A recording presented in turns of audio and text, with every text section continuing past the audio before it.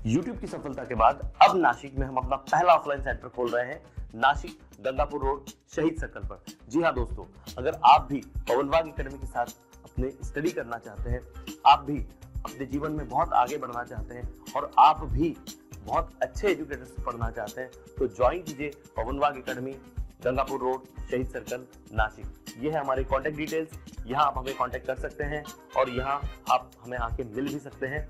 Admission process start हो चुकी है, तो देरी किस बात की, ज्वाइन पवनवाग academy. Hello everyone, hello my dear students, मैं मीनाक्षी फ्रॉम पवनवाग एकेडमी। बच्चों, पवनवाग एकेडमी में आप सभी का स्वागत है। बच्चों, क्लास 12 की जर्नी स्टार्ट किए बहुत दिन हो चुके हैं और हमारी मैच के लास्ट के कुछ बॉल बाकी है। बस 16 ही बॉल बाकी है। उनमें से मैं 3 बॉल बहुत अच्छी तरीके से डाल चुकी हूँ। मेरे साइड से तो मैंने बहुत अच्छे तरीके से डाले हैं। होप सो आप सभी लोगों ने बहुत अच्छी बैटिंग करके उसको 6 मारा होगा। होप सो सभी लोगों ने 6 ही मारा है।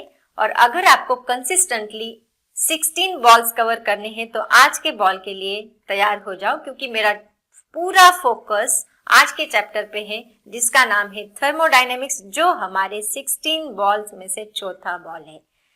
देखो बच्चों, लाइफ में हमेशा याद रखना है, बात चाहे खेल की हो या लाइफ की, बात चाहे खेल की हो या लाइफ की, बट कंसिस्टेंटली एंड तक खेलते रहना ये हमारा काम है। 16 बॉल्स मैंने बताए हैं, तो आप पहले से फर्स्ट बॉल से लास्ट बॉल तक कंसिस्टेंटली खेलते रहना ये हमारा काम है।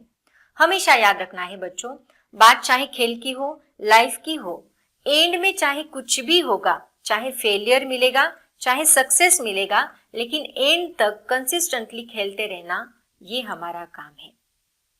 कुछ भी हो सकता है बच्चों, फेलियर आ सकता है, सक्सेस आ सकता है। फेलियर आ सकता है मैम, क्यों नहीं आ सकता? देखो बच्चों, हम लोग क्या करते हैं अपनी लाइफ में, हमारे पास बस सक्सेस के प्लान है, फेलियर्स के कुछ प्लान ही नहीं है। अगर मैं सक्सेस हो जाऊं, मेरे पास 75% आ जाए, मेरे अगर 75% आ जाए तो मैं ये करूंगा, मैं इस कॉलेज में एडमिशन लूंगा। अगर मुझे 80% मार्क्स आ जाए तो मैं वो कॉलेज में एडमिशन लूंगा। लेकिन मान लो अगर 75% से कम आ जाए तो मेरे पास कोई प्लान है क्या रेडी? मान लो मैं फेल हो जाऊं तो मेरे पास कोई प्लान है क्या रेडी? तो बच्चों, लाइफ में हमेशा याद रखना है, मल्टीपल डायरेक्शन, मल्टीपल सिचुएशंस के बारे में सोच के रखो। अगर plan A, plan B, plan C ready रखे, अगर मैं फेल हो जाऊं तो मेरे पास ये प्लान रहेगा, अगर मेरे कम परसेंटेज आ जाए तो मेरे पास ये प्लान रहेगा, अगर मैं बहुत अच्छे मार्क्स से पास हो जाऊं तो मेरे पास ये प्लान रहेगा। और फेलियर आ सकता है मैम, क्यों नहीं आ सकता बच्चों? और एक बात बोलूं बच्चों, किसी एग्जाम का फेलियर हमारी लाइफ का फ्यूचर डिफाइन नहीं करता है। अगर किसी एग्जाम का फेलियर हमारी लाइफ का फ्यूचर डिफाइन करता तो आज सचिन तेंदुलकर सर इस लेवल पे नहीं होते। अगर किसी एग्जाम का फेलियर हमारी लाइफ का फ्यूचर डिफाइन करता तो आज अक्षय कुमार सर इस लेवल पे नहीं होते।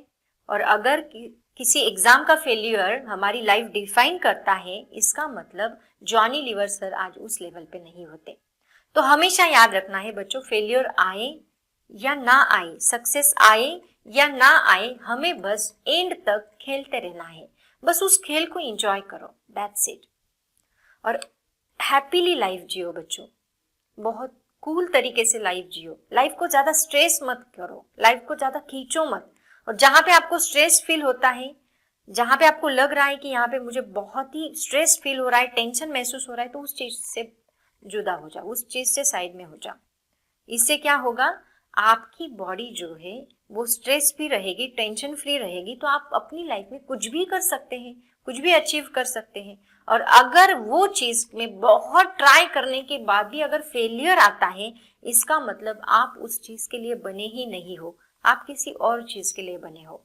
बस वो चीज आइडेंटिफाई करो, मैं कौन सी चीज में मुझे क्या करने में मजा आता है, बस वो चीज को आइडेंटिफाई करो और अपनी डायरेक्शन चेंज कर दो। अगर लाइफ में कहीं पे भी फेलियर आता है बच्चों, कोई एक दरवाजा आपके लिए बंद हो गया, इसका मतलब कोई दूसरा दरवाजा आपके लिए खुल चुका है।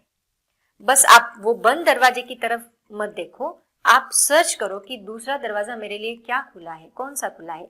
बस वो दरवाजे को सर्च करो और एंटर कर जाओ। उसके बाद सक्सेस ही सक्सेस है बच्चों, मैं गारंटी के साथ कहती हूँ। तो चलते हैं आज के लेक्चर की तरफ। फिलहाल तो हमारा फोकस ये है बच्चों, पार्ट 4 वन शॉट लेक्चर। आज हमारा चैप्टर 4 चल रहा है थर्मोडायनेमिक्स, जो कि बहुत ही आसान चैप्टर है, जो कि आपको 7 मार्क्स विद ऑप्शन है एंड विदाउट ऑप्शन आपको 5 मार्क्स के लिए पूछा जाता है। तो बच्चों, ये जो चैप्टर है ये ओल्ड सिलेबस में नहीं था, ये न्यू सिलेबस में इंक्लूड किया है, इसीलिए इसके ज्यादा प्रीवियस ईयर क्वेश्चंस नहीं है, बहुत कम प्रीवियस ईयर क्वेश्चंस इस चैप्टर के ऊपर पूछे गए हैं। फिर भी मैंने जो इम्पोर्टेंट टॉपिक्स मुझे लगे हैं वो सारे टॉपिक्स मैंने इसके अंदर इंक्लूड किए हैं। तो चलते हैं आज के लेक्चर की तरफ विदाउट वेस्टिंग टाइम। तो बच्चों, सबसे पहले जानते हैं थर्मोडायनेमिक यानी होता क्या है। देखो, थर्मो यानी टेम्परेचर, डायनेमिक्स यानी मोशन, टेम्परेचर इन मोशन, इसका मतलब क्या, टेम्परेचर किससे रिलेट करता है, टेम्परेचर क्या होता है, टेम्परेचर मेजर करता है क्वांटिटी ऑफ हीट को, है ना। और क्वांटिटी ऑफ हीट मतलब क्या कि क्वांटिटी ऑफ हीट कोल्ड भी हो सकती है, हॉट भी हो सकती है, और ये मेजरमेंट देने का काम कौन करता है, टेम्परेचर देता है। तो टेम्परेचर एक फिजिकल क्वांटिटी है जो हम मेजरमेंट के लिए यूज करते हैं। और यहाँ डायनेमिक्स मतलब फिजिक्स के एक ऐसी ब्रांच है जिसमें मोशन का स्टडी होता है ना। बॉडी इज इन मोशन तो यहाँ पे कौन मोशन में है, यहाँ पे हीट मोशन में है, मतलब हीट एक ऑब्जेक्ट से दूसरे ऑब्जेक्ट की तरफ फ्लो कर रही है। जैसे कि मान लो, मैं एक बेस्ट एग्जांपल देती हूँ आपको। मान लो हमने रूम में चाय रखी है, ठीक है। इनिशियली वो चाय का टेम्परेचर बहुत ज्यादा था, बट जैसे ही हमने वो चाय को उस रूम में रख दिया तो यहाँ पे चाय की जो हीट है वो फ्लो करने लगी। कहाँ से कहाँ फ्लो करने लगी, वो चाय की हीट देखो कहाँ से कहाँ तक फ्लो की है। जिस कप में हमने चाय, इनिशियली कप तो बहुत कोल्ड था, है ना, और जिस कप में हमने चाय डाली वो कप गर्म हो गया। अभी वो कप के कांटेक्ट में डिश आ गई तो डिश भी गर्म हो गई। अभी तो डिश गर्म हो गई, कप गर्म हो गया, और उसके साथ साथ अब क्या हुआ, इनिशियली चाय बहुत ज्यादा गर्म है, बट अगर मैं 5 मिनट के बाद चेक करती हूँ तो चाय थोड़ी ठंडी हो गई है। तो ठंडी कैसे हो गई चाय, कोल्ड कैसे हो गई, उसका टेम्परेचर कम कैसे हो गया, क्योंकि चाय ने क्या किया, उसका हीट उसमें से सराउंडिंग में ट्रांसफर कर दिया। मतलब मोशन हुई ना बच्चों, मतलब हीट कहां से कहां फ्लो करी, हायर टेम्परेचर हायर बॉडी से, जहां जिसका टेम्परेचर ज्यादा था, हॉट बॉडी से कोल्ड बॉडी की तरफ, जो कि सराउंडिंग का टेम्परेचर बहुत कम था, तो higher temperature to lower temperature heat flow कर गई। और इसी चीज को हम इस चैप्टर में स्टडी करने वाले हैं, heat flows from higher temperature to lower temperature, ठीक है। इसी को कहा जाता है थर्मोडायनेमिक्स। एक्चुअली ये चैप्टर पहले ओल्ड सिलेबस में था, उसके बाद वो कैंसिल किया। केमिस्ट्री में भी है आपको थर्मोडायनेमिक्स, और थर्मोडायनेमिक्स के बाद अभी फिलहाल न्यू सिलेबस में ये चैप्टर उन्होंने इंक्लूड किया है, क्योंकि इंपॉर्टेंट है बच्चों।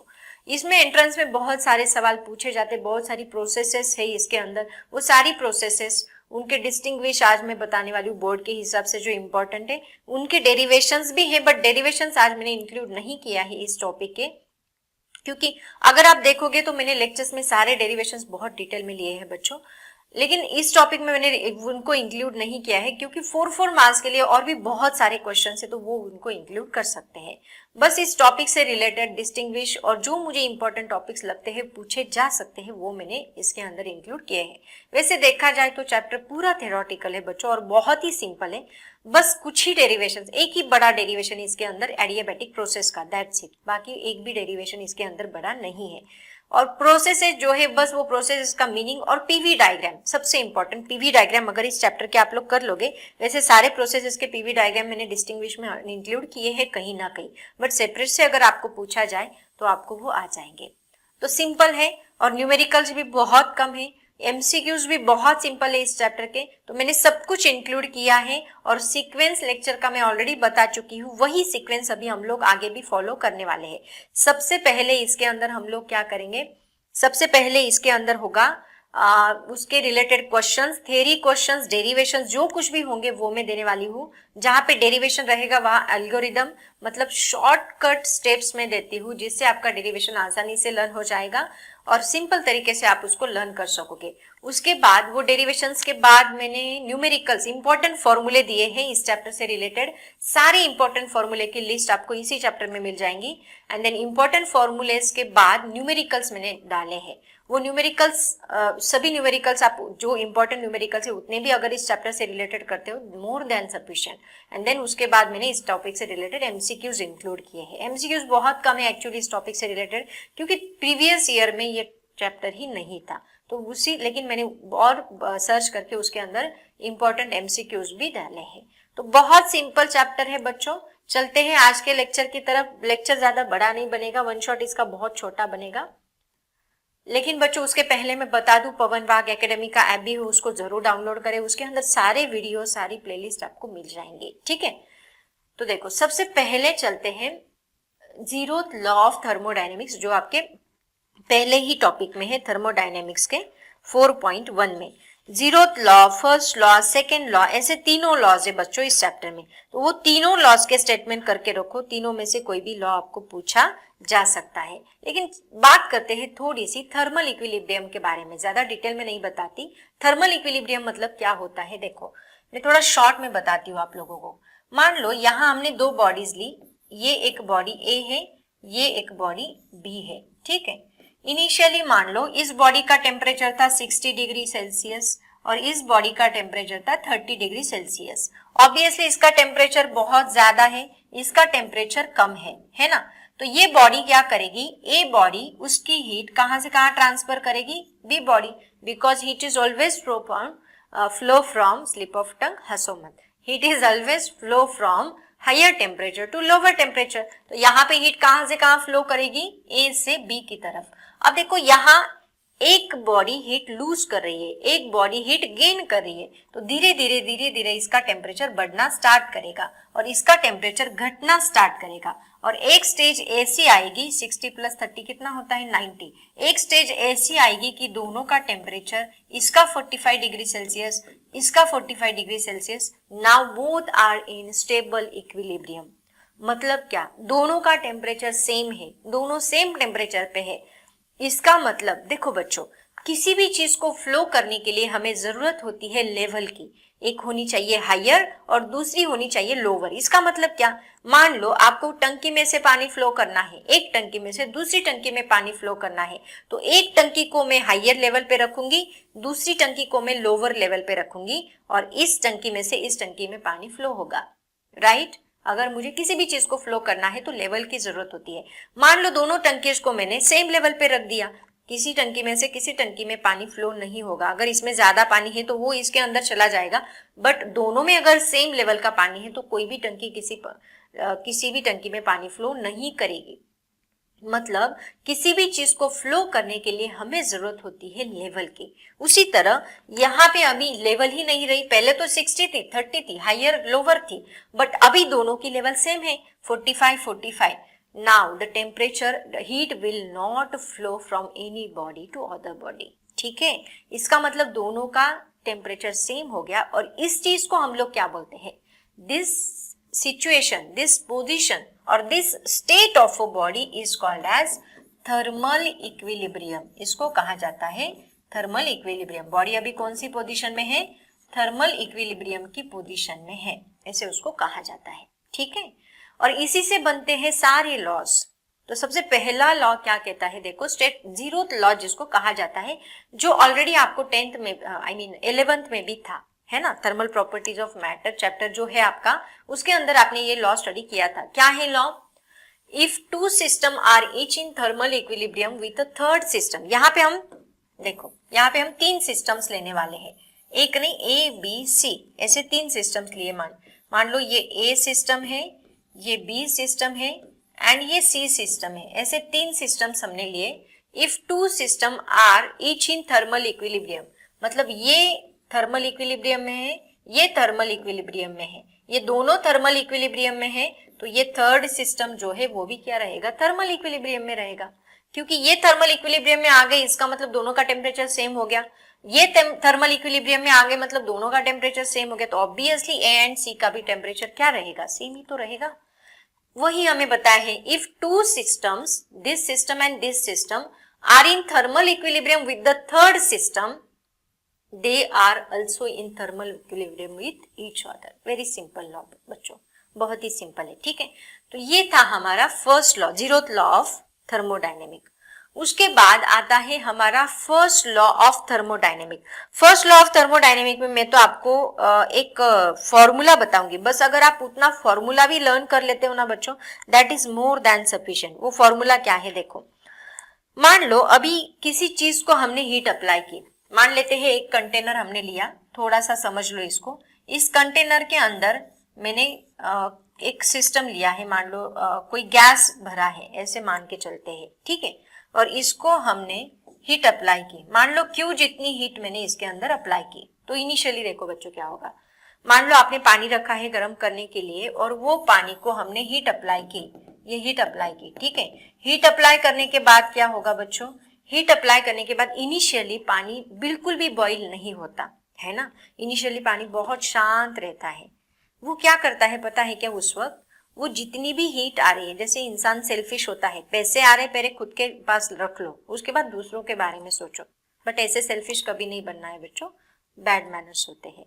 हमेशा है ना, दूसरों का भी भला करो, खुद का भी भला करो, हमेशा याद रखो। दूसरों का भला करेंगे तो हमें खुशी मिलेगी, वो खुशी जो है ना वो बहुत अच्छी होती है, अनगिनत खुशी होती है। तो हमेशा लाइफ में ऐसे ही रहना है बच्चों, लेकिन बहुत भी ज्यादा मतलब क्या बोलते हैं, सब कुछ बांट देना और खुद के पास कुछ नहीं रखना, ऐसे भी नहीं रहना है। बैलेंस रखने हैं, सारी चीजें बैलेंस रखनी है, अपना परिवार, अपना व्यापार, अपना प्यार, सब कुछ बैलेंस रखना है। चलो हम लोग डायरेक्शन चेंज करें, आते हैं हमारे टॉपिक की तरफ। एक है ना मोटिवेशनल स्पीच रखूंगी मैं बच्चों, वो खास वीडियो बना के आपके लिए अपलोड करूंगी। देखो क्या होता है, तो यहाँ पे मैंने वाटर लिया, हाँ बात चल रही थी वाटर की, तो वाटर क्या करेगा, सबसे पहले खुद की एनर्जी बढ़ा लेगा। कौन सी एनर्जी होती है पता है, इंटरनल एनर्जी होती है। वो पहले इंटरनल एनर्जी बढ़ा लेगा, उसके बाद बॉईल करना स्टार्ट करेगा। देखो इसका मतलब क्या, इनिशियली जब हमने Q amount of heat apply की तो इसने इंटरनल एनर्जी बढ़ा दी।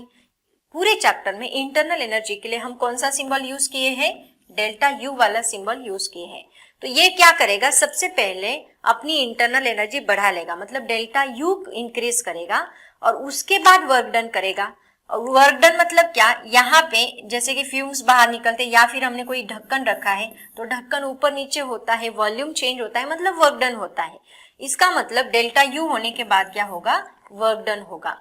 इसका मतलब जो टोटल अमाउंट ऑफ हीट, मान लो हमने 100 जूल अप्लाई की थी, उसमें से 60 जूल इंटरनल एनर्जी ली और 40 जूल वर्क डन हुआ, तो दोनों को मिला के हमें 100 जूल मिली। इसका मतलब क्यू जो हमने अप्लाई किया था वो दो चीजों में डिस्ट्रीब्यूट हो गया, that is delta U plus work done. बस ये फॉर्मूला रन कर लो, इसे देखो क्या फॉर्मूला बनेगा, Q इज इक्वल टू क्या है, delta U plus work done. इससे मुझे डेल्टा यू क्या मिलता है, Q माइनस वर्क डन, ये फॉर्मूला मिलता है, ठीक है। तो बस इसी फॉर्मूले का यूज करके हमें first law of thermodynamic study करना है। क्या है फर्स्ट लॉ ऑफ थर्मोडायनेमिक, मार्च 2015 में ये सवाल पूछा गया था बच्चों। क्या है देखो, the change in the internal energy मतलब delta U, the change in the internal energy of a system is the difference, difference का मतलब होता है subtraction, is the difference between heat supplied मतलब Q है ना, एंड द वर्क डन मतलब W of the system on its surrounding. Okay, मतलब क्या, the change in the internal energy is of a system is the difference between the heat supplied to system and the work done by the system on its surrounding, and when the amount of heat Q is added, दूसरी तरीके से इसको define कर सकते हैं क्या, when the amount of heat Q is added to a system, its internal energy is increased by an amount and the remaining is least in the form of work done W on the surrounding। ऐसे कुछ first law of thermodynamic होता है। एक minute है बच्चों, यहाँ पे ना कुछ तो भी चेंज लग रहा है मुझे, 1 second, is increase by and remaining loss चाहिए, यस करेक्ट, मैंने वही मैं सोच रही हूँ यहाँ पे क्या हो, यहाँ पे लॉस चाहिए बच्चों, लॉस्ट मतलब जो होती है, जो भी हीट यहाँ पे ऐड होती है, क्यू जितनी अमाउंट ऑफ हीट इसके अंदर ऐड हुई, amount of heat Q is added to a system, then its internal energy is increased by an amount delta u, its internal, general हमने डेल्टा यू सिंबल यूज किया है, by an delta u, and the remaining heat is lost in the form of work done on the surrounding, that's it। ये first law very simple बच्चों, और इसी के ऊपर, इसी फॉर्मूले के ऊपर सबसे ज्यादा न्यूमेरिकल्स भी पूछे गए हैं।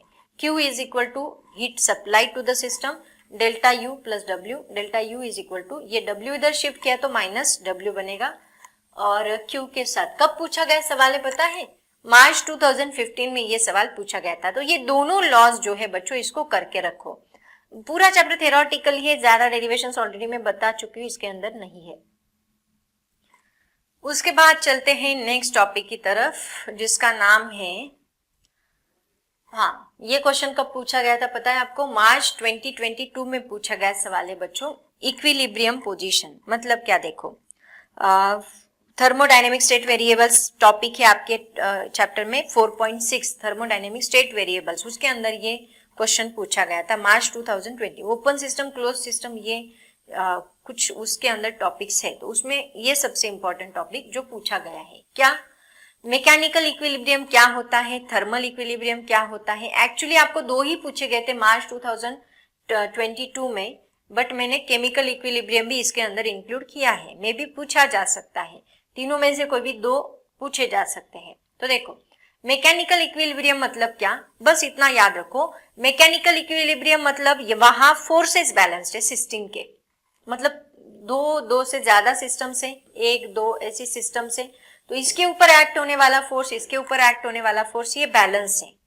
इसके ऊपर 10 न्यूटन फोर्स है, इसके ऊपर 10 न्यूटन फोर्स है, दैट इज बैलेंस्ड। इसको कहा जाता है, मतलब लेफ्ट साइड से एक्ट होने वाला फोर्स, दोनों साइड से एक्ट होने वाला फोर्स क्या है, बैलेंस, तो उसको कहा जाता है मैकेनिकल। ये सबसे ज्यादा हम लोग किसके अंदर यूज करते हैं, मोशन के अंदर यूज करते हैं। Rotational dynamics chapter, laws of motion, उसके अंदर हमने देखा सिस्टम इन मैकेनिकल इक्विलिब्रियम, मतलब सिस्टम के ऊपर एक्ट होने वाले जो फोर्सेस है वो बैलेंस्ड है, तो उसको मैकेनिकल इक्विलिब्रियम कहेंगे। जब बात टेम्परेचर की हो, जब बात टेम्परेचर के बैलेंस की हो, तब हम उसको थर्मल इक्विलिब्रियम कहेंगे। और जब बात केमिकल के बैलेंस की हो, जब बात केमिकल के बैलेंस की हो, तब हम उसको केमिकल इक्विलिब्रियम कहेंगे। तो वेरी सिंपल स्टूडेंट्स, देखो क्या डेफिनेशन है, for a system to be in mechanical equilibrium there should not be any unbalanced forces acting within the system। कोई भी unbalanced force उस सिस्टम के ऊपर, between the system and surrounding, system और surrounding के ऊपर कोई भी अनबैलेंस्ड फोर्स एक्ट नहीं हो रहा है। या फिर हम लोग बोल सकते हैं, अगर फोर्सेस है बच्चों तो इसका मतलब प्रेशर आ गया है ना, तो या फिर इसको हम ऐसे भी बोल सकते हैं कि system, all the forces acting on the systems are balanced, then it is said to be a mechanical equilibrium. ऐसे भी आप लोग इसको बोल सकते हैं। For a system to be in mechanical equilibrium there should not be any unbalanced forces acting within the system and between the system and surroundings. Also, the pressure in the system should be same throughout the system and should not change with time. मैंने क्या बोला, अगर force pressure का formula क्या होता है बच्चों, force per unit area. Force per unit area, अगर फोर्स ही बैलेंस है, इसका मतलब प्रेशर भी क्या रहेगा, बैलेंस रहेगा, ऐसे उसका मीनिंग है। ठीक है, उसके बाद सेकेंड पॉइंट आता है थर्मल इक्विलिब्रियम। थर्मल इक्विलिब्रियम मतलब for a system to be in thermal equilibrium the temperature of the system should be uniform throughout and it should not change with time। Temperature uniform है, सभी जगह पे same है, and वो change नहीं हो रहा है विद टाइम, टाइम के साथ साथ टेम्परेचर चेंज नहीं होता, ऐसे सिस्टम को हम लोग बोलते हैं thermal equilibrium and is described in terms of state variables. ठीक है, उसके बाद आता है थर्ड वाला केमिकल इक्विलिब्रियम। स्टेट वेरिएबल्स कौन से होते हैं बच्चों, स्टेट वेरिएबल्स मतलब प्रेशर, वॉल्यूम, ये सब क्या है, इंटरनल एनर्जी, ये सब स्टेट वेरिएबल्स हैं। उसके बाद आता है केमिकल इक्विलिब्रियम।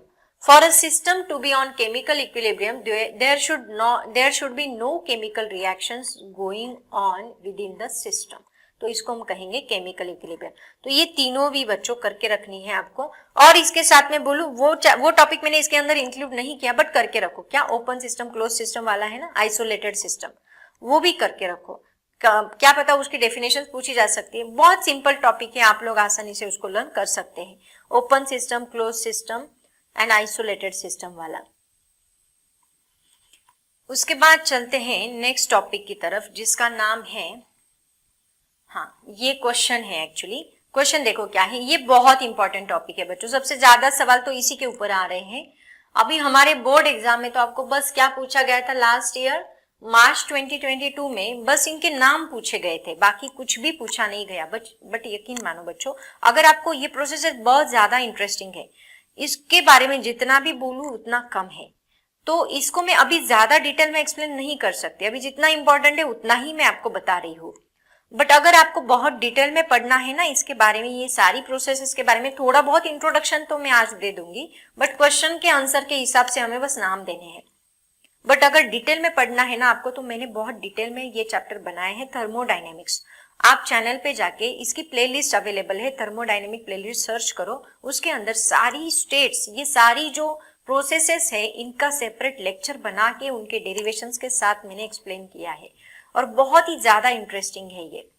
तो सबसे पहले क्वेश्चन देखो क्या पूछा गया था, what is thermodynamic process, give any two types of it. कौन से भी दो टाइप्स बोले हैं, बट मैंने सारे टाइप्स इसके अंदर लिखे हैं, उसमें से आप कौन से भी दो लिख के आ सकते हैं, ठीक है। मैं शॉर्ट में बता देती हूँ आपको। देखो, थर्मोडायनेमिक प्रोसेसेस मतलब क्या होता है, जिसमें टू और more state variables of a system can be change. State variables मतलब क्या, स्टेट वेरिएबल्स मतलब होते हैं pressure, volume, temperature, work done, internal energy, ये सारे क्या है, स्टेट वेरिएबल्स हैं। तो एक ऐसा सिस्टम जिसके अंदर टू और मोर स्टेट वेरिएबल्स चेंज हो सकते हैं, उस प्रोसेसेस को, एक ऐसे प्रोसेस जिसके अंदर टू और मोर वेरिएबल्स चेंज होते हैं, ऐसी प्रोसेसेस को हम लोग क्या बोलते हैं, थर्मोडायनेमिक प्रोसेसेस। तो वो कौन सी भी हो सकती है बच्चों, जैसे कि ऑमलेट बनाना है ना, एक का यूज करके ऑमलेट बनाना बहुत सिंपल है, लेकिन फिर भी ये एक प्रोसेस है। कौन सी प्रोसेस है, थर्मोडायनेमिक प्रोसेस है, क्योंकि इसके अंदर सारे स्टेट वेरिएबल चेंज कर रहे हैं ना। उसके बाद मान लो किसी बलून को फोड़ना, वो भी एक थर्मोडायनेमिक, ये मैंने दिखाया है, एक्चुअली एक्सपेरिमेंट करके दिखाया है मैंने आपको। तो ये सारे क्या है बच्चों, थर्मोडायनेमिक प्रोसेसेस है। तो इसके अंदर सबसे पहली आती है क्वाजीस्टैटिक प्रोसेस। मतलब क्या, क्वाजीस्टैटिक प्रोसेस मतलब it's a very slow process, जो सारे स्टेट वेरिएबल्स को चेंज करे। Change of state variable slowly मतलब बहुत स्लोली, इनफाइनाइटेसिमली स्लोली चेंज करना, उसको हम लोग बोलते हैं क्वाजीस्टैटिक प्रोसेस। मतलब क्या, to change state variables, to change state variables infinitesimally slow, to change state variables infinitesimally slow। इसका स्पेलिंग एक बार चेक कर लूं क्या, क्योंकि है ना बहुत सारे बच्चे बोलते हैं मैम आप कितने स्पेलिंग मिस्टेक्स करते हो, करती हूँ मैं, आई एग्री विद दिस, मेरे स्पेलिंग मिस्टेक्स बहुत होते हैं। इनफाइनाइटेसिमली का स्पेलिंग बराबर है बच्चों, बराबर, वाह मीनाक्षी मैम स्पेलिंग आने लगे आपको। इनफाइनाइटेसिमली स्लो है ना, ऐसी प्रोसेसेस को हम लोग बोलते हैं क्वाजीस्टैटिक प्रोसेस, ठीक है। उसके बाद आइसोथर्मल, उसी में उसका मीनिंग है आइसो मतलब सेम, कांस्टेंट, थर्मल मतलब टेम्परेचर। जिस प्रोसेस में टेम्परेचर कांस्टेंट होता है, टेम्परेचर कांस्टेंट इसका मतलब क्या बच्चों, इंटरनल एनर्जी कांस्टेंट, क्योंकि इंटरनल एनर्जी ही टेम्परेचर चेंज करती है, किसी भी बॉडी की इंटरनल एनर्जी टेम्परेचर चेंज करती है।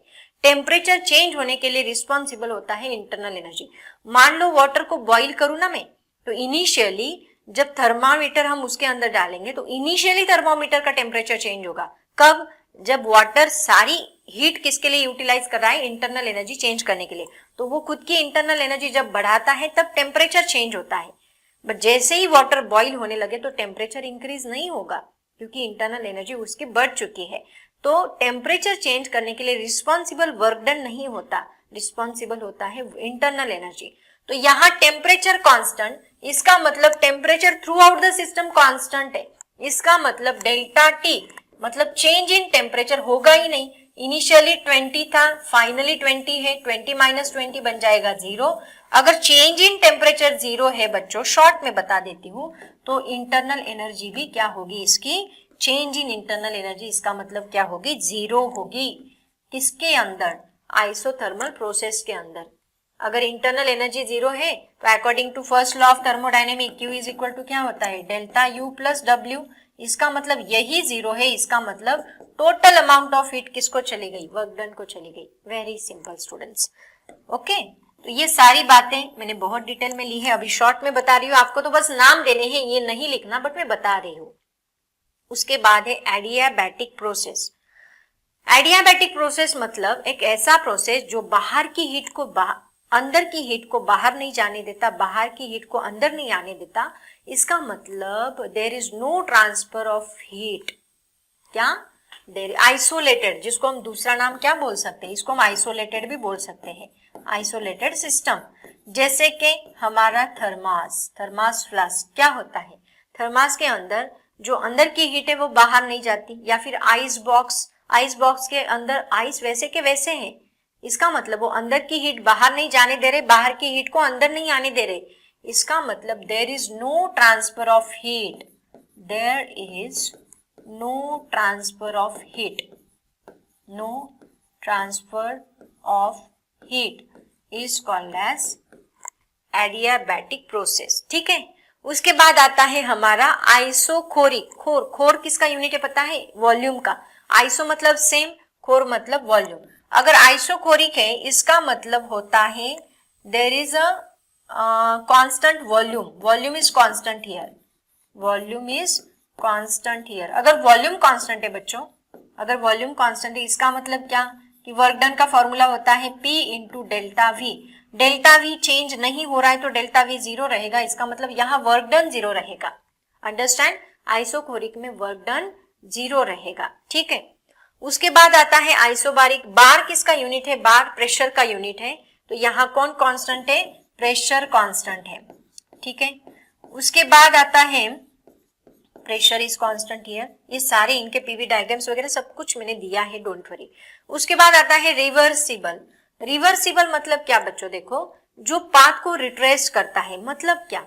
जैसे कि मैंने आइस को लिक्विड में कन्वर्ट किया, मान लो मैंने डिश में आइस लिया और उसको मैंने सराउंडिंग में रख दिया, रूम में रख दिया, और थोड़ी देर के बाद देखा कि उसका लिक्विड में कन्वर्जन हो गया, बट मुझे तो आइस चाहिए। मैं वापस क्या करूंगी? उसको फ्रीजर में रखूंगी, वापस उसका आइस बना दूंगी। इसका मतलब क्या? लिक्विड का आइस बन चुका, आइस का लिक्विड बन चुका। रिवर्सिबल, इसने पाथ रिट्रेस किया है। तो ऐसी प्रोसेस को हम लोग बोलते हैं रिवर्सिबल, विच रिट्रेस्ड इट्स पाथ। उसको हम बोलते हैं, फॉरवर्ड और रिवर्स में भी दोनों केसेस में वो उसका पाथ रिट्रेस करती है, ऐसी प्रोसेस को हम बोलते हैं रिवर्सिबल प्रोसेस। बट इरिवर्सिबल मतलब क्या? मान लो एग का मैंने ऑमलेट बना दिया, बट वापस ऑमलेट का एग नहीं बना सकती, तो ये हमारा कौन सा प्रोसेस होगा? इरिवर्सिबल। दोनों का डिफरेंस भी दिया है, डेफिनेशन के साथ दिया है, don't worry.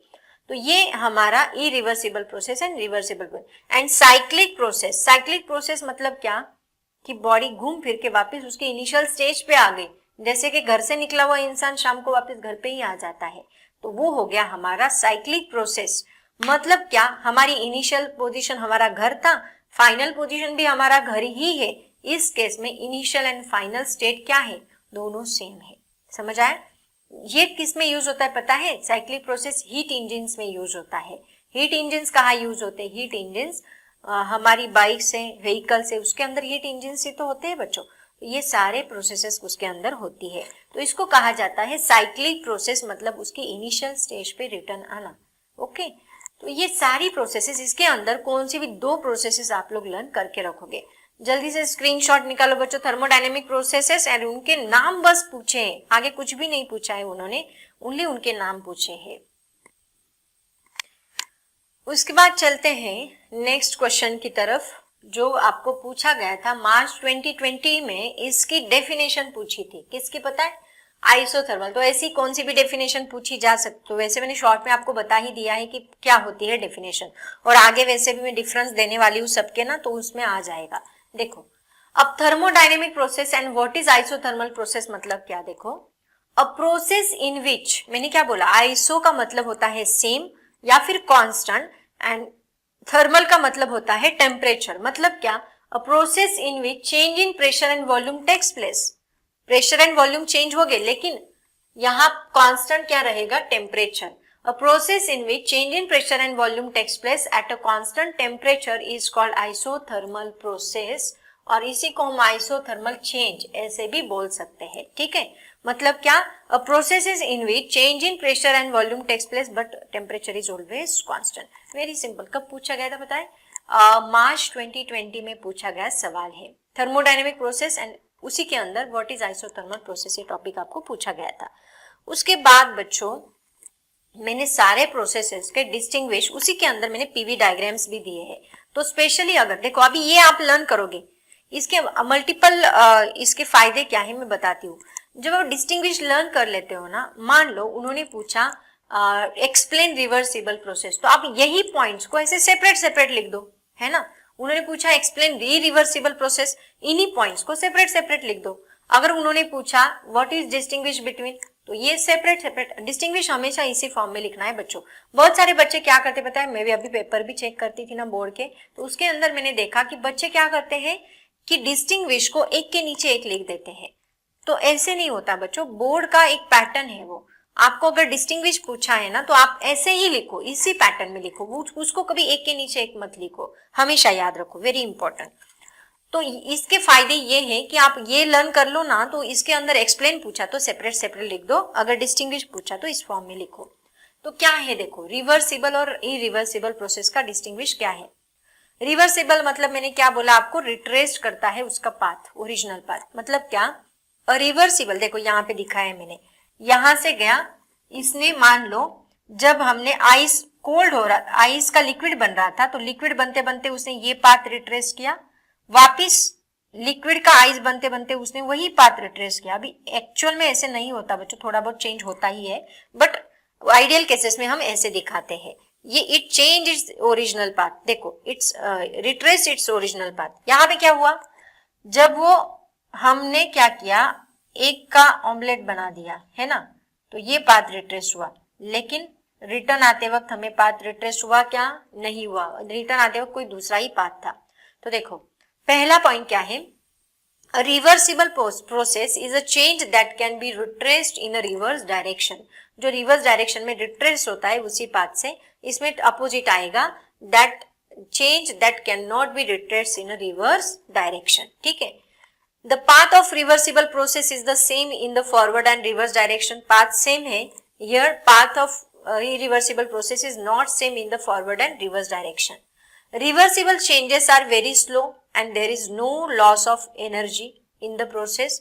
Here the permanent loss of energy, यहाँ loss of energy नहीं है, लेकिन यहाँ loss of energy है।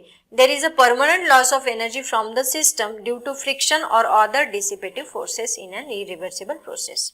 The system comes back to its initial state after it is taken along the reverse path and the change of state depends upon the path taken to change the state during a irreversible process। इसमें कौन से भी 4 point जो आपको easy लगते हैं ना वो करके रखो।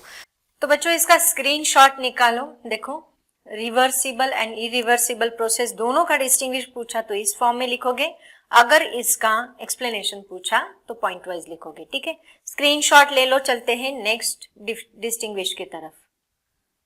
नेक्स्ट देखो, नेक्स्ट है distinguish between isothermal process and adiabatic process. अब आइसोथर्मल प्रोसेस मतलब मैंने आपको बोला आइसो का मतलब होता है सेम, और कांस्टेंट मतलब और थर्मल का मतलब temperature. Constant temperature, same temperature, तो हम उसको आइसोथर्मल बोलेंगे। जिसमें pressure and volume can change can takes place with constant temperature. और एडियाबैटिक का मीनिंग मैंने आपको क्या बताया कि there is no transfer of heat, मतलब हीट ना बाहर जाएगी, बाहर की हीट ना अंदर आएगी, तो उसको हम बोलते हैं एडियाबैटिक प्रोसेस। तो ये सारी बातें ऑलरेडी मैं आपको बता चुकी हूँ, बस आपको पॉइंट वाइज यहाँ पे लिखना है। और इसका डेरिवेशन जो है बच्चों वो आपकी बुक में दिया है, बट अभी तक पूछा नहीं गया है इसलिए मैंने इसको इंक्लूड नहीं किया है। बट अगर आपको चाहिए तो आप लोग लेक्चर में देख सकते हैं, थर्मोडायनेमिक के प्लेलिस्ट के लेक्चर्स में मैंने वो सारे डेरिवेशन अपलोड किए हैं, सिमिलरली यहाँ पे भी। ठीक है, तो देखो इनका डिस्टिंग्विश क्या है देख लेते हैं। जैसे कि इसका डेफिनेशन ऑलरेडी हम लोग देख चुके हैं, it is a process in which change in pressure and volume takes place at a constant temperature. और यहाँ पे आएगा it is a process during there is no transfer of heat from system to surrounding. ठीक है, उसको हम बोलते हैं एडियाबैटिक प्रोसेस। अब यहाँ पे टेम्परेचर हमेशा कांस्टेंट है, तो चेंज इन टेम्परेचर डेल्टा हम लोग किसके लिए यूज करेंगे, यहाँ डेल्टा हम लोग यूज करेंगे चेंज के लिए। Change in temperature is equal to 0 होगा and the system is in perfect thermal equilibrium with the surrounding। ठीक है, क्योंकि चेंज इन टेम्परेचर हो ही नहीं रहा है, इसका मतलब सिस्टम सराउंडिंग के साथ उसका टेम्परेचर क्या है, सेम है, टेम्परेचर एक्सचेंज ही नहीं हो रहा है ना। और यहाँ delta T is not equal to 0, that means temperature of the system changes. तो यहाँ पे मैंने जैसे आपको बताया था कि यहाँ डेल्टा टी मतलब चेंज इन टेम्परेचर डिपेंड करता है इंटरनल एनर्जी के ऊपर, तो यहाँ पे no change in internal energy of the system takes place, delta U is equal to 0। और यहाँ पे मैंने क्या बताया आपको, अब देखो यहाँ पे Q इज इक्वल टू क्या होता है बच्चों, डेल्टा U प्लस W होता है ना, Q इज इक्वल टू होता है delta U plus W, delta U plus W। अगर Q 0 है, हीट बाहर नहीं जा रही है, अंदर नहीं आ रही है, Q क्या रहेगा 0, 0 इज इक्वल टू क्या आएगा delta U plus W, W को इधर शिफ्ट कर दू प्लस का बनेगा माइनस, तो हमें फॉर्मूला मिलेगा delta U is equal to minus W। ठीक है, उसके बाद देखो नेक्स्ट, अब यहाँ पे डेल्टा U 0 है, तो मैंने आपको क्या बताया था, Q इज इक्वल टू क्या है डेल्टा U प्लस W, इसका मतलब डेल्टा U 0 तो Q इज इक्वल टू क्या बनेगा W। ठीक है, तो ये फॉर्मूला याद रखो, फर्स्ट लॉ ऑफ थर्मोडायनेमिक आ गया, सब कुछ आ गया। Energy is exchange with the environment and utilize to do work, Q is equal to W, thus total amount of heat of system does not remains constant। सारी की सारी energy किसके लिए यूटिलाइज हो रही है, वर्क डन के लिए यूटिलाइज हो रही है, तो यहाँ पे total amount of heat of the system does not remain constant, but यहाँ पे क्या हो रहा है, नो हीट एक्सचेंज, इसका मतलब Q ही 0 है, the system is perfectly insulated for the environment, that means that is there is no heat exchange with the environment. ठीक है, उसके बाद ये बहुत ही स्लो प्रोसेस होता है बच्चों, क्वाजी स्टैटिक आइसोथर्मल प्रोसेस जो है वो बहुत ही स्लो प्रोसेस है, it is very slow change. और यहाँ पे जैसे कि बलून का बस्टिंग होना बहुत फास्ट प्रोसेस है, तो कभी कभी एडियाबैटिक प्रोसेस बलून का बस्टिंग मैंने दिखाया है एक्सपेरिमेंटली अपने लेक्चर्स में, most of the times it is sudden and very rapid change. और इसके ये दोनों के डेरिवेशन से बच्चों, दोनों डेरिवेशन याद रखो, एग्जाम में पूछे जाते हैं, अभी तक पूछे नहीं गए बट फिर भी इनके फॉर्मूले तो भी एटलीस्ट करके रखो, JEE में इसके ऊपर क्वेश्चंस होते हैं। Work done in isothermal process, W is equal to क्या होता है nRT, N मतलब नंबर ऑफ मोल्स, R मतलब यूनिवर्सल गैस कांस्टेंट है, T मतलब टेम्परेचर है, ln लॉग है, log final volume divide by initial volume, इसी की जगह पे आप इनिशियल प्रेशर और फाइनल प्रेशर भी लिख सकते हैं। ठीक है, सिमिलरली एडियाबैटिक में प्रोसेस वर्क डन क्या होता है, देखो W is equal to NR TF minus TI divide by 1 minus gamma, gamma क्या है यहाँ पे एडियाबैटिक इंडेक्स, और PF VF minus PI VI divide by 1 minus gamma, ऐसे भी इसको लिखा जाता है। तो जल्दी से बच्चों इसका स्क्रीनशॉट ले लो, और ये अगर इसका भी सेम, अगर डिस्टिंग्विश पूछते हैं आप लोगों को, तो डिस्टिंग्विश के लिए आप सेपरेट 2 टेबल्स बनाओ, और अगर आपको इसका मान लो एक्सप्लेनेशन पूछा है तो आप क्या करो, इसको पॉइंट वाइज लिखो, वेरी सिंपल। जल्दी से स्क्रीनशॉट ले लो, चलते हैं नेक्स्ट क्वेश्चन की तरफ। और एक बात बच्चों, पीवी डायग्राम इसका है ना, वो भी याद रखो, अभी सारे प्रोसेस का पीवी डायग्राम मैं आपको दे देती हूँ। ठीक है, इसका पीवी डायग्राम ये है, आइसो रिवर्सिबल इरिवर्सिबल का, आइसोथर्मल का पीवी डायग्राम जो है वो कुछ ऐसे होता है बच्चों, नेचर याद रखो इसका, आइसोथर्मल का ऐसे होता है पीवी डायग्राम, और एडियाबैटिक का स्लोप थोड़ा ज्यादा है, ये याद रखो, वेरी इंपॉर्टेंट है। एडियाबैटिक का स्लोप, कभी कभी वो साथ में ही रहते हैं, एडियाबैटिक का स्लोप थोड़ा ज्यादा है, कुछ ऐसे होता है, कांस्टेंट नहीं, ये एक्चुअली यहाँ पे चेंज है, बट मतलब ऐसा, और चेंज यहाँ ज्यादा है, स्लोप थोड़ा ज्यादा है, इसका स्लोप कम है, दोनों साथ में दिए तो मान लो जिसका स्लोप ज्यादा रहेगा वो एडियाबैटिक का ग्राफ रहेगा, पीवी डायग्राम रहेगा, प्रेशर वॉल्यूम, और जिसका स्लोप कम है वो आइसोथर्मल का रहेगा। ठीक है, तो ये दोनों का डिफरेंस है, सेम डिफरेंस कभी कभी आपको पूछा जा सकता है किसका, आइसोबारिक प्रोसेस का एंड आइसोखोरिक प्रोसेस का। बच्चों ये 3 डिस्टिंग्विश इसके अंदर लर्न कर लो, एक्सप्लेनेशन पूछा तो भी यही लिखने हैं, पीवी डायग्राम पूछा तो भी यही लिखने हैं, डेफिनेशन पूछी तो डेफिनेशन इसके अंदर है, सब कुछ इसके अंदर है, बस ये 3 टेबल लर्न कर लो। आइसोखोरिक प्रोसेस, आइसोबार, आइसो मतलब कांस्टेंट प्रेशर, मैंने आपको बताया, डेल्टा P यहाँ पे 0 है, it is a constant volume process जिसमें डेल्टा V क्या होता है, 0 होता है।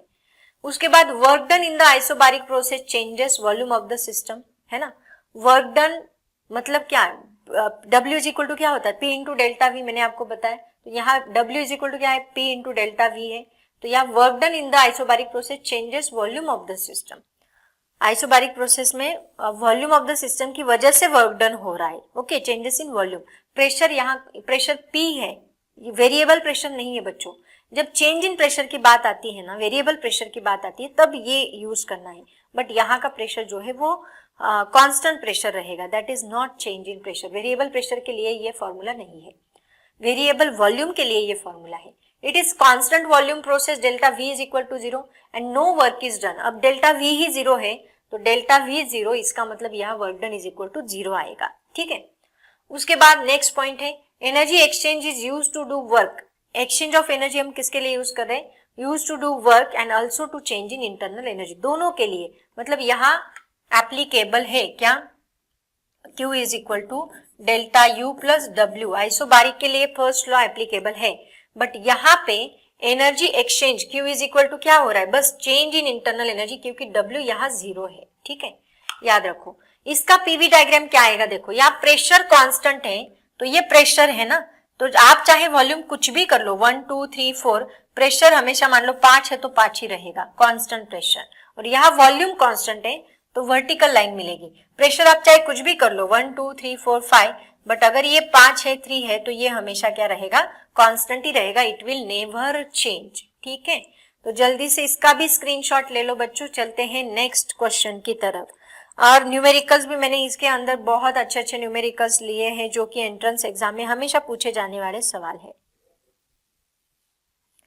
उसके बाद चलते हैं बच्चों नेक्स्ट टॉपिक की तरफ। अभी ये देखो, ये जितनी भी प्रोसेसेस है ना, इनका इंपॉर्टेंट मैं आपको बता दूं, जितना मैंने डिस्टिंग्विश में दिया ये तो आप करके ही रखो, बट अगर किसी को और भी ज्यादा डिटेल में पढ़ना है तो उसके डेरिवेशंस वगैरह सब कुछ मैंने डिटेल में लिया है, तो आप उसके लिए लेक्चर्स देख सकते हैं। मैं तो रिक्वेस्ट करूंगी बच्चों, आप कोई भी टॉपिक जब पढ़ते हो ना, अगर आपका ग्रास्पिंग अच्छा है, अगर आपको ज्यादा टाइम नहीं जाता है लर्निंग में, तो मैं रिक्वेस्ट करूंगी कि आप लेक्चर्स में पढ़ो, क्योंकि लेक्चर्स से जो नॉलेज मिलता है ना, वो वन शॉट में नहीं हम लोग दे पाते। वन शॉट में हमें लिमिटेशंस होते हैं टाइम के, और सब कुछ हमें एक लेक्चर में कवर करना होता है, तो हम उतना डिटेल में नहीं दे पाते, बस इंपॉर्टेंट चीजें उठा के हम लोग डालते हैं। बट मैं आपको रिक्वेस्ट करूंगी कि अगर एंट्रेंस के लिए पढ़ना होगा तो आप लेक्चर जरूर देखिए, उसमें बहुत डिटेल में मैंने लिया है। अभी चलते हैं नेक्स्ट टॉपिक की तरफ। अब हमारा नेक्स्ट टॉपिक है बच्चों हीट इंजिन्स। जैसे कि मैंने आपको बताया, साइक्लिक प्रोसेस जो किसके लिए काम आता है? हीट इंजिन्स के लिए काम आता है। जो हमारे व्हीकल्स होते हैं वो हीट इंजिन्स के ऊपर ही वर्क करते हैं। तो हीट इंजिन किसके कैसे वर्क करता है? देखो, इसके अंदर पहले तो हीट इंजन मतलब क्या वो समझ लो। Heat engines are devices that transform heat partly into work and mechanical energy. मतलब क्या करता है हीट इंजन? क्या करता है? हीट यूज करके वर्क डन करेगा, प्रोसेस सिस्टम के ऊपर वर्क डन करेगा। मतलब कोई भी व्हीकल स्टार्ट करना है मान लो, वो हीट लेगा, हीट यूज करके उस व्हीकल का जो व्हील रहेगा उसको घुमाएगा, उसको रोटेट करेगा। ये रोटेट करना मतलब वर्क डन करना है। उसमें से कुछ हीट वो यूटिलाइज करके वर्क डन करेगा एंड रिमेनिंग हीट वो किसको देगा? कोल्ड रिजर्वायर को देगा। ऐसे कुछ इसका फंक्शनिंग होता है हीट इंजन का। तो कभी कभी डायग्राम भी आपको पूछा जा सकता है। क्या देखो, इसमें 3 मेन पार्ट्स होते हैं बच्चों। क्या? अब इसका एक्सप्लेनेशन जो है आपको बुक में दिया रहेगा, उसमें से आप लिख सकते हैं। पहले तो डायग्राम इंपॉर्टेंट है, वो अच्छे से समझ लो। इसमें क्या है, एक हॉट रिजर्वायर होता है जिसका टेम्परेचर होता है TH, एंड देन एक सिस्टम और जिसको हम सिलेंडर बोलते हैं, जिसमें वर्क डन होता है, जो हीट को यूज करके वर्क डन करेगा। एंड उसके बाद होता है कोल्ड रिजर्वायर जिसका टेम्परेचर होता है TC।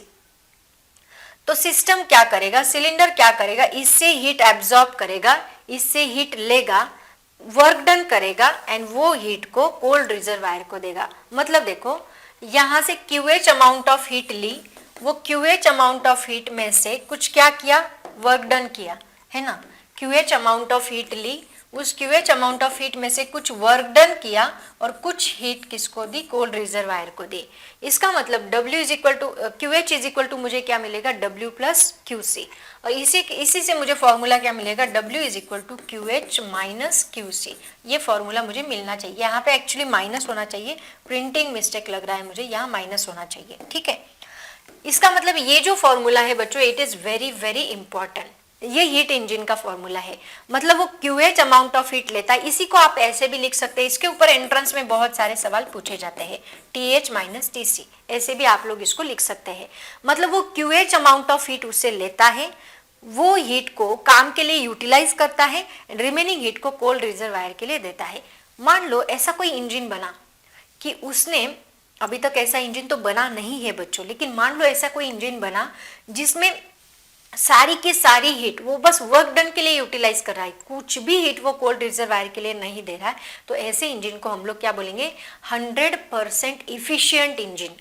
एक्चुअल में ऐसा हीट इंजन नहीं है बच्चों, बट कैनॉट नाम के एक साइंटिस्ट ने ऐसे इंजन को हाइपोथेटिकल इंजन बनाया था जो कि 100% इफिशियंट इंजन होता है, बट ऐसे इंजन एक्चुअल में एग्जिस्ट ही नहीं करता। तो ऐसा 100% इफिशियंट इंजन मतलब वो इफिशियंसी डिफाइन करता है कि पूरी की पूरी हीट को ले और उसको काम में लगाए, दैट्स इट। ठीक है, तो ये है हमारा हीट इंजन। उसके बाद देखो, जैसे कि मैंने आपको बताया इफिशियंसी हम कैसे डिफाइन करेंगे किसी भी हीट इंजन की, वेरी इंपॉर्टेंट फॉर्मूला जिसके ऊपर न्यूमेरिकल्स पूछे जाते हैं, work done per unit amount of heat given. मतलब इसी को हम ऐसे भी लिख सकते हैं QH माइनस QC, जैसे कि हमने वर्क डन का फॉर्मूला लिखा, डिवाइड बाय QH। इसी को आप ऐसे भी लिख सकते हो, ईटा क्या है, efficiency, efficiency is equal to QH के बजाय हम TH भी लिख सकते हैं, temperature of hot reservoir minus temperature of cold reservoir divide by temperature of hot reservoir, ऐसे भी हम लोग लिख सकते हैं। तो मल्टीपल वे से इस फॉर्मूले को हम लोग लिख सकते हैं। क्या है देखो efficiency, the efficiency of A heat engine is the ratio of, it is the ratio of work done by the working substance and the amount of heat absorbed by it। कितनी अमाउंट ऑफ हीट उसने absorb की और कितनी amount of heat को उसने work done में convert किया, इसका रेशो निकालना, that is nothing but the efficiency. Efficiency of heat engine is nothing but it is the ratio of work done by the working substance and the amount of heat absorbed by it। okay, इसी को हम लिखेंगे QH minus QC divided by QH। so eta is equal to TH minus TC divided by TH, ऐसे हम लोग लिख सकते हैं। so efficiency का ये दोनों फॉर्मूले जो है इट इज वेरी इंपॉर्टेंट, आगे जाके हमें इसको यूज करना है। ठीक है, उसके बाद है रेफ्रिजरेटर। रेफ्रिजरेटर भी एक हीट इंजन का ही पार्ट होता है बच्चों, बस रेफ्रिजरेटर में अपोजिट प्रोसेस होती है। मतलब वो क्या करेगा, कोल्ड रिजर्वायर वर्क डन करके जो हीट प्रोड्यूस होगी, यहाँ क्या कर रहे थे हम लोग, हीट का यूज करके वर्क डन कर रहे थे, यहाँ वर्क डन से हीट प्रोड्यूस्ड होगी। ठीक है, ये अपोजिट प्रोसेस होता है इसके अंदर। देखो क्या होता है, सिस्टम जैसे कि मान लो रेफ्रिजरेटर के अंदर सारी चीजें कोल्ड रखनी है, तो इसके लिए क्या करेगा, उसका जो इंजन, उसका जो ट्यूब होता है उसके अंदर, वो ट्यूब क्या करेगा, उसके अंदर की सारी हीट को एब्जॉर्ब कर लेगा और वो हीट को बाहर डालेगा। मतलब यहाँ वर्क डन हुआ, कोल्ड रिजर्वायर से हीट आई, इसके अंदर से हीट आई, दोनों हीट मिला के हमें क्या मिलेगा, QH मिलेगा। मतलब यहाँ पे भी हमें फॉर्मूला क्या मिलता है, QH, यहाँ का वर्क डन की वजह से प्रोड्यूस हुई हीट, कोल्ड रिजर्वायर से आने वाली हीट, ये दोनों हीट को कंबाइन करके हमें वर्क डन मिलता है। इसी को QC को इधर शिफ्ट करने के बाद क्या मिलेगा, QH माइनस QC। तो ये भी फॉर्मूला यहाँ पे सेम है। बहुत बार रेफ्रिजरेटर की डेफिनेशन पूछी जा सकती है, तो क्या है देखो, रेफ्रिजरेशन मतलब क्या, refrigeration is a process of cooling a space और सब्सटेंस। स्पेस को, जैसे कि स्पेस कैसे, AC हम लोग घर में यूज करते हैं ना, तो वो क्या करता है, स्पेस को कूल करने का काम करता है। Refrigeration is a process of cooling a space or a substance of a system or and to maintain its temperature below its ambient temperature। Temperature को मेंटेन रखने के लिए जो प्रोसेस होता है, किसी चीज को, किसी स्पेस को कूल रखने के लिए जो प्रोसेस होता है, इसी प्रोसेस को हम लोग बोलते हैं रेफ्रिजरेशन। उसका डायग्राम करके रखो बच्चों, बहुत बार आपको पूछा जा सकता है, draw NEET energy flow diagram of a refrigerator. उसके बाद चलते हैं अभी सेकेंड लॉ की तरफ। देखो बच्चों, जीरोथ लॉ हो गया, फर्स्ट लॉ हो गया, अब कौन सा है, second law. So second law के अंदर दो लॉज आते हैं, first second law, second law. उसको अलग अलग नाम से जाना जाता है। पहला केल्विन प्लैंक स्टेटमेंट, केल्विन और प्लैंक नाम के जो साइंटिस्ट थे उन्होंने इसके ऊपर एक स्टेटमेंट दिया था। उन्होंने क्या कहा, अभी देखो मैंने आपको क्या बताया, पहली बात तो ये समझ लो कि QH इज इक्वल टू क्या होता है, वर्क डन प्लस QC होता है। इसी को कंटिन्यू करते हुए सेकेंड लॉ बनता है। उन्होंने कहा कि ये इम्पॉसिबल है कि पूरी के पूरी हीट लेना और उसको वर्क डन में कन्वर्ट करना, इट इज इम्पॉसिबल, ये उन्होंने कहा था। मतलब सारी की सारी हीट ले और उसको वर्क डन में कन्वर्ट करे, ये इम्पॉसिबल है, ये उन्होंने बताया था पहले लॉ में। मतलब कुछ ना कुछ तो हीट कोल्ड रिजर्वायर को एग्जॉस्ट होती ही है, ये उनका स्टेटमेंट था। देखो इससे समझ में आ जाएगा, it is impossible to extract an amount of heat QH from hot reservoir and use it all to do work W. सारी की सारी हीट हॉट रिजर्वायर से लेना और वर्क डन में कन्वर्ट करना ये इम्पॉसिबल है। मस्ट देखो सम अमाउंट ऑफ हीट मतलब QC must be exhausted to a cold reservoir, कुछ ना कुछ amount of heat cold reservoir को जाती ही है, ये उनका स्टेटमेंट था। ठीक है, एंड इसी को कहा जाता है इंजिन लॉ। इसके अलग अलग नाम है बच्चों, इंजिन लॉ भी बोला जाता है, केल्विन प्लैंक लॉ भी बोला जाता है, और second law first second law first form of second law ऐसे भी बोला जाता है। तो तीनों नाम याद रखो, इंजिन लॉ पूछे तो भी वही लिखना है, first form of second law पूछे तो भी वही लिखना है, एंड केल्विन प्लैंक पूछे तो भी वही लिखना है, सारे याद रखो। ठीक है, उसके बाद चलते हैं सेकेंड लॉ की तरफ। सेकेंड लॉ देखो क्या है, सिंपल अगेन। उन्होंने क्या बोला कि it is not possible for a heat to flow from colder body to warmer body. मैंने क्या बोला, heat always flow from higher temperature to lower temperature. Level का एग्जांपल मैंने दिया, तो हमेशा कभी डाउन लेवल से अप लेवल पे पानी जाएगा नहीं जाएगा। पानी अगर उधर भेजना है तो हमें मोटर लगानी पड़ती है। घर के अंदर, हमारे घर के अंदर क्या होता है, नीचे एक टंकी है, वो ऊपर नीचे की टंकी से ऊपर की टंकी में पानी भेजना है तो मुझे इलेक्ट्रिसिटी का यूज करना पड़ता है। Some work must be done there, कुछ वर्क मुझे करके वो पानी ऊपर भेजना है। वैसे यहाँ पे भी अगर मान लो कोई वार्मर बॉडी है, कोई कोल्ड बॉडी है, हॉट बॉडी है, कोल्ड बॉडी है, वार्मर ज्यादा बोलने में तकलीफ होती है, हॉट बोलती हूँ, हॉट बॉडी है, कोल्ड बॉडी है। अगर मुझे हीट हॉट से कोल्ड की तरफ भेजनी है तो इजीली पॉसिबल है, लेकिन कोल्ड से हॉट की तरफ भेजनी है तो इट इज नेचुरली पॉसिबल नहीं है। इसके लिए मुझे कोई प्रोसेस करना पड़ेगा, कोई वर्क डन करना पड़ेगा। वो क्या, देखो वही हमारा क्लॉसियस स्टेटमेंट है। ये क्लॉसियस नाम के साइंटिस्ट ने बनाया था, second form of second law बोलते हैं इसको थर्मोडाइनमिक्स का। क्या था statement, it is not possible for heat to flow from colder body to warmer body without any work having been done to accomplish this flow. कुछ ना कुछ work करके ही पॉसिबल होगा, without work it is not possible.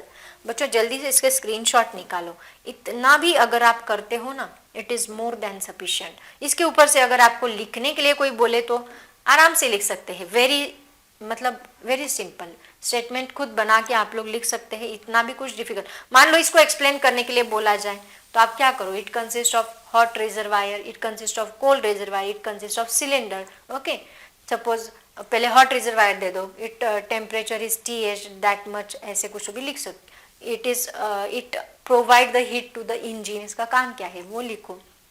Work done, cylinder क्या करता है, by using the heat from hot reservoir it do some work on the engine, okay, and remaining heat is given to the cold reservoir. ऐसे आप लोग इसको लिख सकते हैं।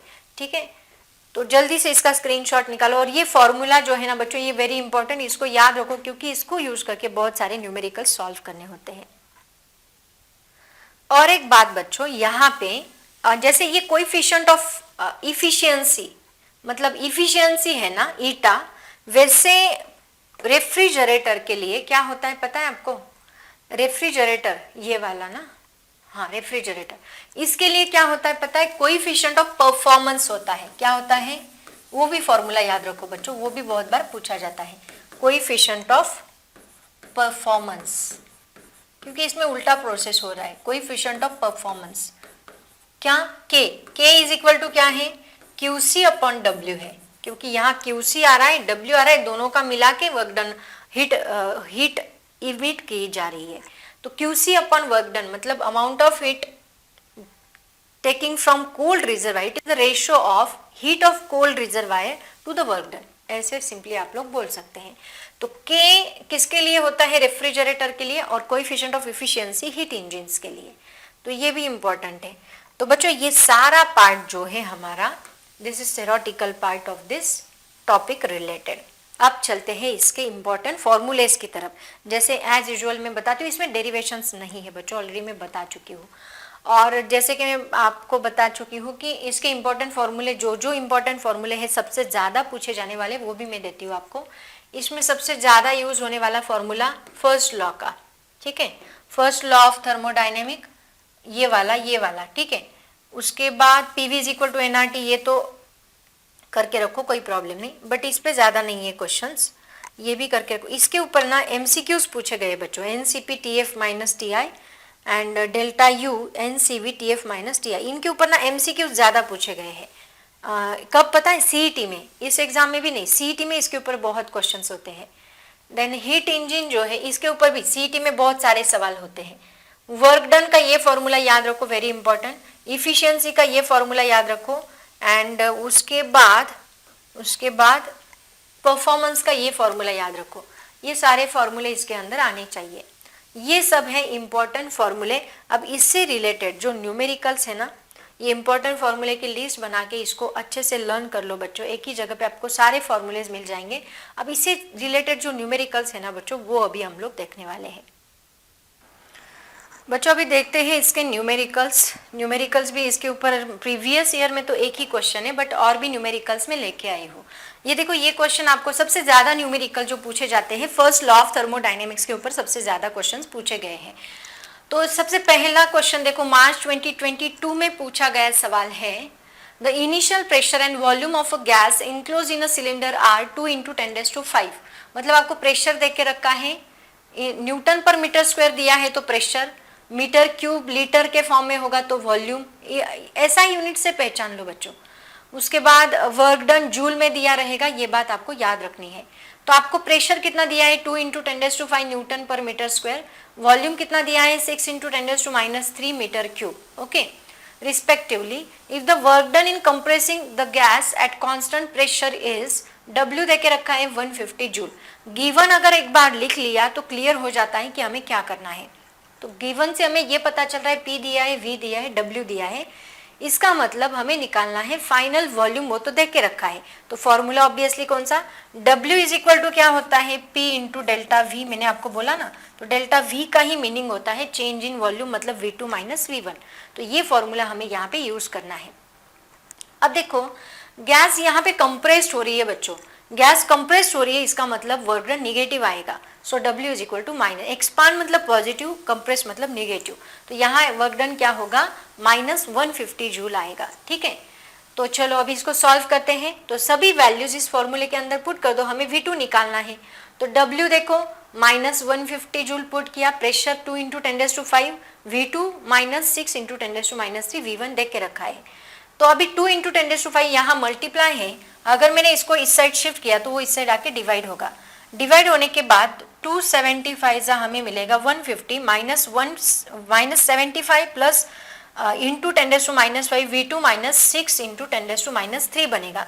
ये जो -3 है, इसको अगर मैं इस साइड शिफ्ट करती हूँ तो वो प्लस बनेगा। तो V2 is equal to +6 × 10⁻³ and -75 × 10⁻5 आएगा। अब यहाँ पे देखो, ये -3 है, ये -5 है, तो इसको भी -3 कर लो।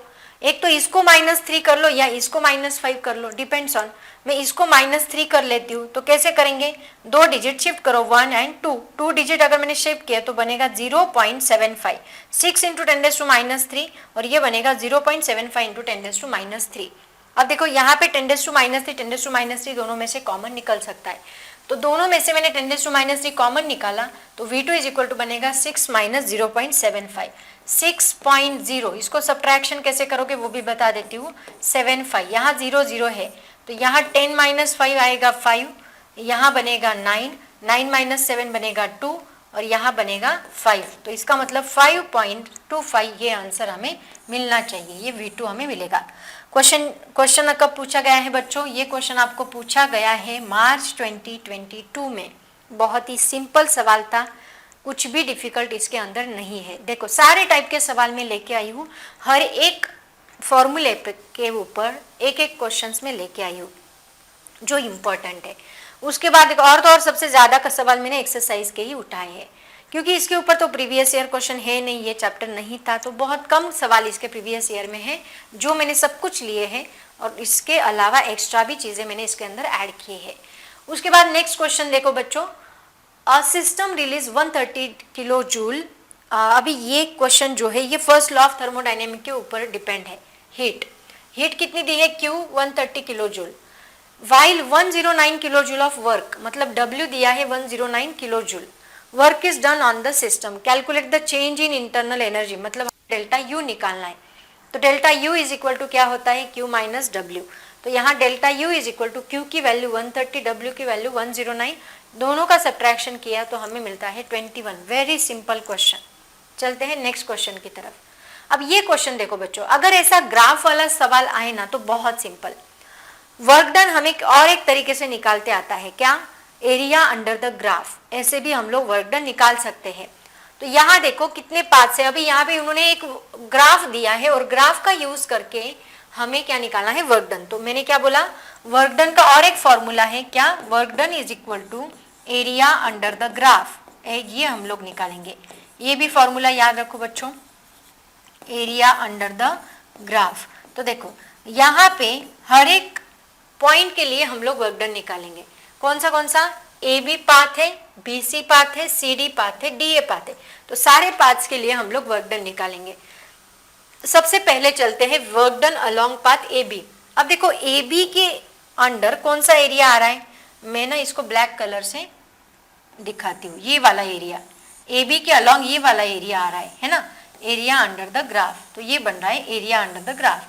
तो यहाँ पे देखो एरिया कैसे निकालेंगे हम लोग, लेंथ इनटू ब्रेड्थ, क्योंकि ये एक स्क्वायर बन रहा है ना, ये एक रेक्टेंगल बन रहा है। तो यहाँ फाइनल कितना डिस्टेंस है 6 और यहाँ कितना है 0। तो अगर मुझे इसका लेंथ इनटू ब्रेड्थ आएगा ना, इसका एरिया, तो लेंथ कितनी बन रही है, देखो 6 माइनस 0 6 आएगी, और ब्रेड्थ कितनी बन रही है, ये 2 है, ये 6 है, 6 माइनस 2। मतलब देखो इसका एरिया कैसे निकालेंगे, देखो work done along path A B, work done A B is equal to area under the curve, length कितनी है 6 माइनस 0, और यहाँ 10⁵ है बच्चों, इसलिए मैंने 10⁵ से मल्टीप्लाई किया, ये ध्यान रखो। और ये लीटर में है, इसको मीटर क्यूब में कन्वर्ट करने के लिए हमें 10⁻³ से मल्टीप्लाई करना होगा। इसको 10⁵ से, मतलब ये वैल्यू अगर आप लेते हो तो 10⁵ से मल्टीप्लाई करो, ये वैल्यू अगर आप लेते हो तो 10⁻³ से मल्टीप्लाई करो। तो देखो यहाँ पे वही मैंने किया है, 6 माइनस 0, मतलब ये area length 6 minus 0 into 10⁵ and 6 minus 2 into 10⁻³ ऐसे हम लोग मल्टीप्लाई करेंगे। तो 6 माइनस 0 हमें 6 मिलेगा, 6 माइनस 2 हमें 4 मिलेगा। तो 6 4 are 24 एंड 5 माइनस 3 becomes 2। तो 24 इंटू 10⁻² जूल, ये जो हमारा फाइनल आंसर है work done, again work done for the curve A B.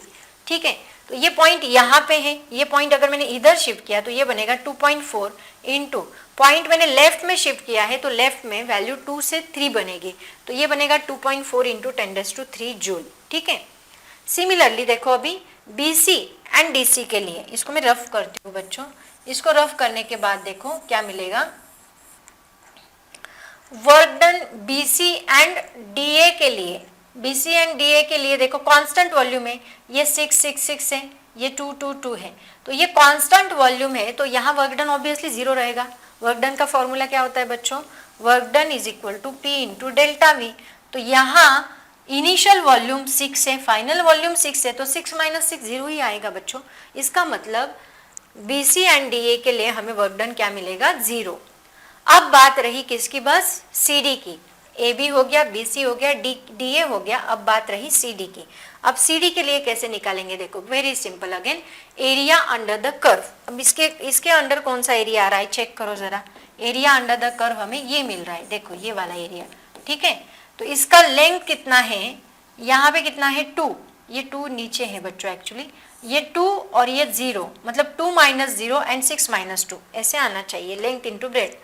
देखो 2 minus 0 into 10⁵ and 2 minus 6 obviously into 10⁻³, क्योंकि ये कहाँ से कहाँ जा रहा है, ये इधर से इधर, तो फाइनल ये हो गया, इनिशियल ये हो गया, इसलिए हमने 2 माइनस 6, फाइनल माइनस इनिशियल लेते हैं ना इसलिए। तो क्या बना ये 2 माइनस 6 इंटू 10⁻³ सेम वैसे करना है जैसे AB का किया था। 2 इंटू 10⁵ माइनस 4 इंटू, क्या मेरा चल रहा है ना, नहीं तो मैं बात ही करती रहूंगी, yes it is working. 2 minus 0 10⁵, 2 into 10⁵, ये माइनस 4 इंटू 10⁻³ बनेगा, तो 4 2 8, मतलब ये -8, और ये दोनों का सब्ट्रैक्शन किया मतलब कितना 5 माइनस 3, तो 5 माइनस 3 बनेगा 2, -8 इंटू 10⁻² जूल हमें ये CD के लिए वर्क डन मिला। समझ आया, तो वर्क डन फॉर AB हमें मिलता है 2.4 इंटू 10⁻³, BC एंड DA के लिए 0, and work done for CD हमें मिलता है -8 इंटू 10⁻² जूल। ठीक है, उसके बाद चलते हैं नेक्स्ट क्वेश्चन की तरफ। ये क्वेश्चन देखो, अभी इफिशियंसी का जो फॉर्मूला है उसके ऊपर ये सवाल है, बहुत सिंपल सवाल है ये भी। A heat engine delivers 4.8 into 10⁸ joule of work per minute and services 1.2 into 10⁹ joule of heat per minute from its boiler. ठीक है, W is equal to 4.8 into 10⁸ होता है, QH इज इक्वल टू 1.2 दिया है इंटू 10⁹ होता है। To find, हमें ईटा find करना है, तो ईटा इज इक्वल टू क्या आएगा, work done per unit heat absorb, मतलब QH। ठीक है, तो वर्क डन हमें ईटा निकालना है ना, तो वर्क डन का फॉर्मूला, वर्क डन कितना दिया है 4.8 इंटू 10⁸ एंड 1.2 इंटू 10⁹ दे के रखा है। मैंने क्या किया, यहाँ पॉइंट शिफ्ट कर लिया, ये पॉइंट शिफ्ट किया, 48 डिवाइड बाई 12 4 ज़ा 48, 4 और ये 8 9 ऊपर जाके -9 बनेगा, तो 4 इंटू 10⁻⁹ मतलब 0.4 हो गया, तो कितना परसेंट हो गया ये 40%। ठीक है, 0.5 होगा तो 50%, ऐसे हम लोग उसको लिखेंगे। तो इसकी इफिशियंसी कितनी है इस हीट इंजन की, 40%। ठीक है, चलते हैं आगे।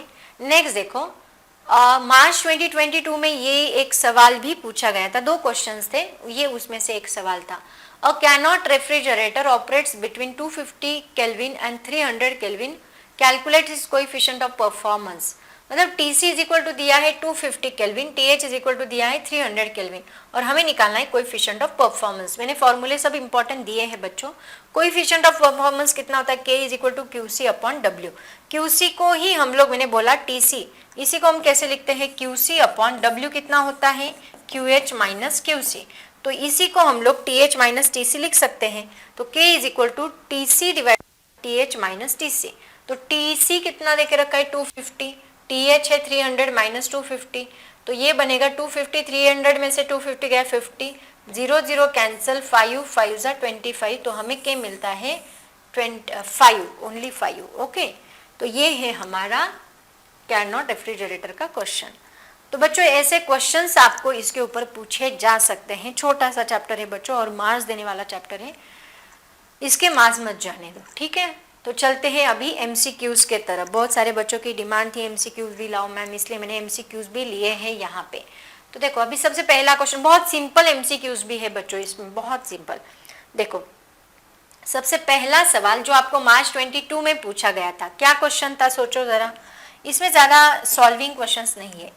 क्या, a first law of thermodynamic is concern with the conservation of Q is equal to क्या है, अमाउंट ऑफ हीट आप सप्लाई करते हो, उसमें से कुछ amount of heat work done को जाती है, कुछ इंटरनल एनर्जी को जाती है। इसका मतलब क्या बच्चों, इसका मतलब सिंपल कि एनर्जी की ही हम बात कर रहे हैं।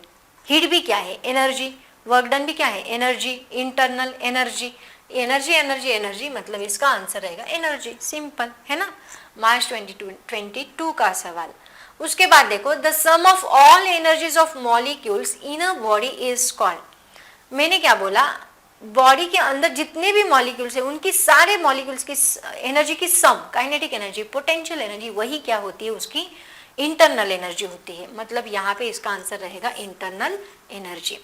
उसके बाद motion of gas molecule, gas molecule कैसे जाते हैं, मीन फ्री पाथ, हमने लास्ट लेक्चर में स्टडी किया। तो हमने ऐसे मोशन दिखाई थी मॉलिक्यूल की, नहीं ना, मॉलिक्यूल ऐसे जा रहा है और कोलाइड हो रहा है, फिर ऐसे जा रहा है, कोलाइड हो रहा है, फिर ऐसे जा रहा है। मतलब मॉलिक्यूल हमेशा ट्रांसलेशनल मोशन करता है, ना रोटेशनल करेगा ना सर्कुलर करेगा, कोई भी मोशन नहीं करेगा। मॉलिक्यूल बस स्ट्रेट पाथ में चलेगा। स्ट्रेट पाथ का मोशन कौन सा होता है, ट्रांसलेशनल मोशन होता है। ठीक है, उसके बाद है zeroth law of thermodynamics states that, मैंने क्या बोला, ए सिस्टम बी के साथ थर्मल इक्विलिब्रियम है, बी सिस्टम सी के साथ थर्मल इक्विलिब्रियम है, तो ए सिस्टम सी के साथ थर्मल इक्विलिब्रियम है। ये क्या शो कर रहा है, टेम्परेचर हमेशा सबका क्या है, कांस्टेंट है। यहाँ पे देखो थर्मल इक्विलिब्रियम को शो कर रहा है। System have to be in contact to be in thermal equilibrium, system in thermal equilibrium are at 0 degree celsius, system in thermal equilibrium are at same temperature, ये आएगा। Okay, system in thermal equilibrium are at same temperature, ये show करता है ना, जो same temperature के system से वो क्या होती है, थर्मल इक्विलिब्रियम में होती है। अब यहाँ पे ये स्टेटमेंट गलत क्यों है, देखो system have to be in contact to be in thermal equilibrium, मतलब अगर मैंने यहाँ पे मान लो मैंने थर्मास प्लस लिया, तो थर्मास प्लस सराउंडिंग के साथ कॉन्टैक्ट में है तो थर्मल इक्विलिब्रियम में आ गया क्या, नहीं, क्योंकि इंसुलेटेड है वो उन्होंने मेंशन नहीं किया, इंसुलेटेड है, नॉन इंसुलेटेड है, कैसा सिस्टम है वो उन्होंने नहीं बताया, इसलिए वो स्टेटमेंट गलत हो गया, नहीं तो वो भी करेक्ट होता। बट यहाँ पे जो सिस्टम इन थर्मल इक्विलिब्रियम में है, इसका मतलब उनका टेम्परेचर क्या है, सबका टेम्परेचर सेम है, ये मैंने आपको बताया, चाय का एग्जाम्पल देके बताया था, सेम वही क्वेश्चन। अब यहाँ पे देखो नेक्स्ट क्वेश्चन क्या है, in the gas equation PV is equal to क्या है, nRT, PV is equal to nRT होता है, इसका मतलब एन की वैल्यू यहाँ 1 रखी गई, यहाँ कुछ भी नहीं, एन क्या है, नंबर ऑफ मोल्स, एन को कहा जाता है नंबर ऑफ मोल्स, एन की वैल्यू 1 है, इसका मतलब क्या, V स्टैंड्स पर वॉल्यूम कितना है इसका, 1 ग्राम मोल, यहाँ पे दिया है any amount of gas 1 gram mole, 1 gram gas, यहाँ मोल नहीं दिया, मोल नहीं, यहाँ एन है मतलब नंबर ऑफ मोल्स है, तो बी ऑप्शन यहाँ पे करेक्ट रहेगा। ठीक है, चलते हैं नेक्स्ट क्वेश्चन की तरफ। अब देखो बच्चों, मैंने आपको बोला पीवी डायग्राम के ऊपर बहुत बार सवाल, ये ऐसे सवाल तो सीईटी में भी होते हैं बच्चों, ये याद रखो। Choose the correct process for the curve shown in the diagram. देखो मैंने बताया ना पीवी डायग्राम सबका, ये ऐसा डायग्राम कौन से सिस्टम के लिए था, कांस्टेंट प्रेशर शो करा है, कांस्टेंट प्रेशर मतलब आइसोबारिक, आइसोबारिक देखो कहाँ कहाँ दिख रहा है, यहाँ है, ये दोनों तो कट हो गए, फिर ये और ये कट हो गया, आइसोबारिक, पहला आइसोबारिक है। बी क्या है, देखो कांस्टेंट क्या है, वॉल्यूम, वॉल्यूम कांस्टेंट मतलब आइसोकोरिक, यहाँ आइसोकोरिक आ रहा है, यहाँ आइसोबारिक, मतलब ऑप्शन कौन सा करेक्ट है, ए ऑप्शन करेक्ट है। तो ए आइसोबारिक है, बी आइसोकोरिक है, और ये ऑब्वियसली एडियाबैटिक। अगर यहाँ आइसोथर्मल होता तो भी चलता, बट स्लोप ज्यादा, उन्होंने एडियाबैटिक देके रखा है, तो ऑप्शन ए हमारा करेक्ट है। सेम ऐसे भी फर्स्ट लॉ ऑफ थर्मोडायनेमिक के ऊपर पूछा गया है। अब देखो आइसोबारिक का मतलब मैंने क्या बताया, आइसोबारिक मतलब प्रेशर कांस्टेंट, प्रेशर कांस्टेंट है, इसका मतलब क्या बच्चों, प्रेशर कांस्टेंट है। ठीक है, तो इसका हमें वर्क डन का फॉर्मूला क्या मिला था, डेल्टा, एक मिनट, delta U is equal to Q minus W, इसमें प्रेशर कांस्टेंट है, इसमें कोई फर्क नहीं पड़ने चाहिए, first law of thermodynamic, Q minus W, मतलब बी ऑप्शन आना चाहिए इसका। बी ऑप्शन कहाँ कहाँ दिख रहा है, फर्स्ट का बी मतलब ये है ना, देखो फर्स्ट का बी हमें कहाँ कहाँ मिल रहा है, यहाँ पे मिल रहा है, मतलब ये दोनों तो कट हो गए, बस इन दोनों के अंदर कोई तो भी एक ऑप्शन है। ठीक है, उसके बाद देखो आइसोकोरिक, आइसोकोरिक मतलब volume constant, delta U is delta V is equal to 0, मतलब वर्क डन 0, तो वर्क डन 0 मतलब फर्स्ट लॉ ऑफ थर्मोडायनेमिक क्या बनेगा, ये 0, मतलब delta U is equal to Q आना चाहिए, डेल्टा यू इज, समझ में आ रहा है बच्चों मैं क्या कर रही हूँ, ये सब कुछ मैंने पढ़ा है ना, उसको अंडरस्टैंड करना पड़ेगा इसके लिए।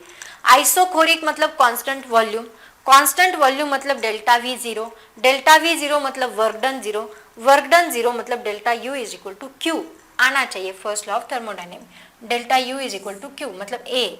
बच्चों सी ऑप्शन है, दिख गया देखो, 1 का बी है, सेकेंड का ए है, तो हमारा सी ऑप्शन यहाँ पे करेक्ट आना चाहिए। Let me check the answer students, C correct answer है, सी है। आइसोथर्मल भी चेक कर लेते हैं, आइसोथर्मल मतलब क्या, डेल्टा टी 0, आइसोथर्मल मतलब क्या, डेल्टा टी 0, डेल्टा टी 0 मतलब डेल्टा यू 0 है ना, delta T 0 change in internal energy ही टेम्परेचर बढ़ाती है, तो डेल्टा यू 0 मतलब Q is equal to W आना चाहिए, मतलब थर्ड का डी आना चाहिए, थर्ड का डी, यस करेक्ट है। एंड देन फाइनली कौन सा, थर्ड का डी। एंड एडियाबैटिक के लिए हमने देखा एडियाबैटिक इज इक्वल टू ये ही रहा, delta U is equal to W, क्योंकि amount of heat exchange not takes place ना, मतलब Q 0 था, तो Q 0 मतलब delta U is equal to W. ठीक है, तो ये सारे क्वेश्चंस है बच्चों इस टॉपिक से रिलेटेड, और भी इससे रिलेटेड MCQ जरूर करें बच्चों, अगर कुछ डाउट होगा तो वैसे कमेंट सेक्शन में कमेंट जरूर करें। मैं सारे टॉपिक्स अच्छे से कवर करके दूंगी, टेंशन लेने की जरूरत नहीं है। साथ में साथ ही हमारे 2 चैप्टर्स बचे हैं, उनको भी मैं कवर कर रही हूँ। ठीक है, तो बच्चों हो सके तो वीडियो को लाइक जरूर करें, ज़्यादा से ज़्यादा इन वीडियोस को शेयर करें बच्चों, क्योंकि 16 लेक्चर्स में फिजिक्स को ख़त्म करना इट्स नॉट अ जोक, और 16 लेक्चर्स में आपकी पढ़ाई हो रही है, इट्स नॉट अ जोक। तो बच्चों इस तरह से पढ़ाई करोगे तो ज़रूर अच्छे मार्क्स आएंगे। मैं गारंटी के साथ कहती नहीं 70 आउट ऑफ 70 आएंगे, लेकिन अबो 50 अबो 60 तो आपको ज़रूर आएंगे। तो बच्चों ऐसे ही पढ़ाई करते रहो। All the very best, thank you so much and bye bye.